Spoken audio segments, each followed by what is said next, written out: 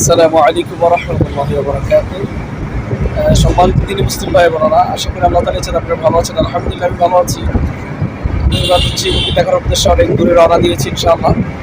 সবার কাছে দোয়া চাই। যেই রুগীকে গিয়ে দেখতে যাচ্ছি ওনার অবস্থা একটু গুরুতর।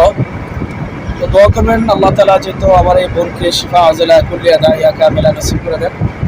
আর আমি যেন যথা টাইমে আবার ফিরে আসতে পারি নিজের গন্তব্যস্থলে, এই জন্য সবার কাছে দোয়া চাই। অলরেডি আমি রওনা দিয়েছি আসরের পরেই ইনশাআল্লাহ, নামাজ পড়েই রওনা দিয়েছি। কিছুক্ষণ পরে মাগরিব পড়বো ইনশাআল্লাহ। দেখি সবার কাছে দোয়া চাই। রবিক ভাই,